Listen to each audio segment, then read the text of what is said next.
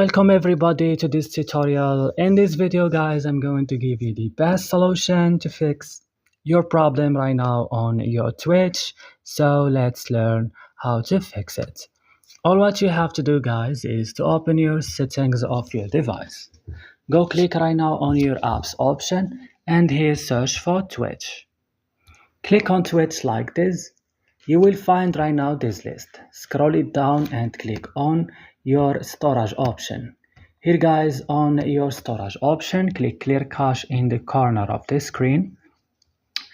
Go back after that, click on force stop and click right now OK. So after doing that, you just have to come now to Play Store or App Store, update your Twitch on the last version and go right now restart your device, and that's it.